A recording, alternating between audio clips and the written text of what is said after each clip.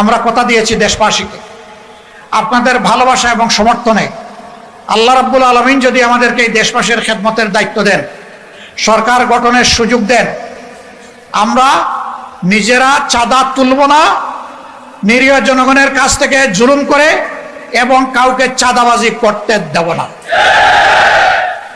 কোনো চাঁদাবাজি চলবে না, আমরা কোনো চাঁদাবাজ দেখতে চাই না। আল্লাহ যদি সরকার গঠনের সুযোগ দেন, আমরা ইনশাল্লাহ সবাইকে নিয়েই করব। এমনকি নির্বাচনে যারা আমাদের বিরোধিতা করবে তাদেরকেও বলবো, আসুন এই মূলনীতির ভিত্তিতে আমরা দেশ থেকে দুর্নীতি নির্মূল করে একটা সুন্দর বাংলাদেশ, দুর্নীতিমুক্ত বাংলাদেশ গড়তে চাই। আপনারাও আসুন যদি এই নীতির সাথে আপনারা একমত হন। যারাই একমত হবেন তাদের ধর্ম কি দল কি আমরা দেখব না, তাদেরকে সম্মানের সাথে বুকে ধারণ করে একসাথে সরকার গঠন করা হবে এবং সম্মিলিত সরকার পরিচালনা করা হবে ইনশাল্লাহ। অবৈধ হাত কারো দিকে বাড়ানো যাবে না, কোনো চাঁদাবাজি চলবে না, আমরা কোনো চাঁদাবাজ দেখতে চাই না। আমরা অফিসে যারা দায় দায়িত্ব পালন করছেন তারা এই নতুন বাংলাদেশে ঘুষ খাবেন, এটা আমরা দেখতে চাই না। হ্যাঁ, আমরা চেষ্টা করেছি আমাদের সহকর্মীদেরকে নিয়ন্ত্রণ করতে, এর মাঝে কেউ ব্যতিক্রম করলে ছাড় দেই নাই। দুই একটা ব্যতিক্রম হয়েছে, কঠোরভাবে তাদেরকে ধরা হয়েছে, ব্যবস্থা নেওয়া হয়েছে। কিন্তু আলহামদুলিল্লাহ বাংলাদেশের আপামর জনতা সাক্ষী যে আজ বাংলাদেশ জামাতে ইসলামী চাঁদাবাজ দল হিসাবে কুপরিচিতি লাভ করে না, বরঞ্চ নিরীহ জনগণের পাশে, ব্যবসায়ীদের পাশে দাঁড়াতে গিয়ে, ফুটপাতের আমার ক্ষুদ্র হকার ব্যবসায়ী ভাইদের পাশে দাঁড়াতে গিয়ে বহু জায়গায় আমাদের মানুষ সন্ত্রাসীদের হাতে, চাঁদাবাজদের হাতে আহত হয়েছে। হ্যাঁ, এটি নিয়ন্ত্রণ করার দায়িত্ব সরকারের। আমরা তো সরকারের কেউ না, আমরা সরকারকে দাবি জানিয়েছি, কিন্তু এই সরকার কিছুই করতে পারেনি। অফিস আদালতে ঘুষের বাণিজ্য আর চলবে না, অবৈধ দখলদারি বরদাস্ত করা হবে না, দুর্নীতির মূল জড় কেটে দেওয়া হবে ইনশাআল্লাহ। আমরা একটা দুর্নীতিমুক্ত বাংলাদেশ দেখতে চাই।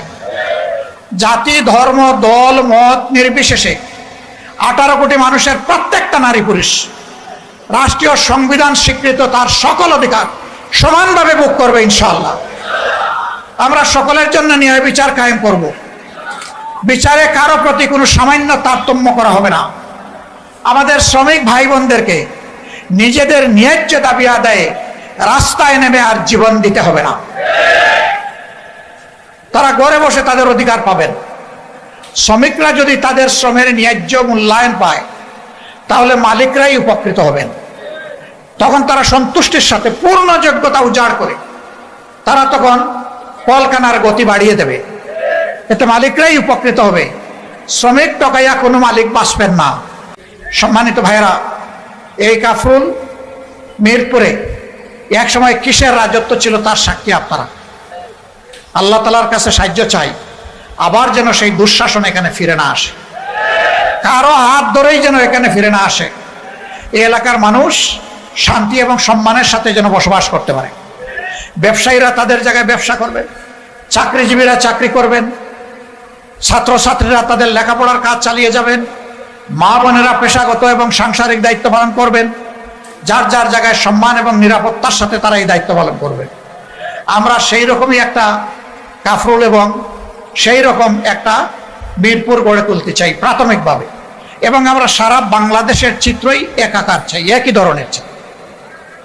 আমরা কোথাও উন্নয়নের ক্ষেত্রে কোনো বৈষম্য চাই।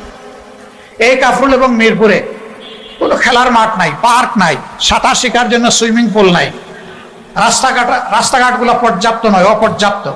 যা আছে কিছু কিছু জায়গায়, বেশ কিছু জায়গায় ভাঙ্গাচোরা, ড্রেনগুলা খোলা, ময়লা, দুর্গন্ধযুক্ত। এটা শুধু মিরপুরের কাফরুলের দৃশ্য না, এটা আমাদের আধুনিক তিলোত্তমা ঢাকার দৃশ্য। এর পাশাপাশি ছিনতাইকারী, চোর, ডাকাতদের, বাটপারদের হাতে আপনাকে পড়তে হবে। আমরা এই সকল যন্ত্রণা থেকে সমাজকে মুক্তির জন্য লড়াই করতে চাই ইনশাআল্লাহ।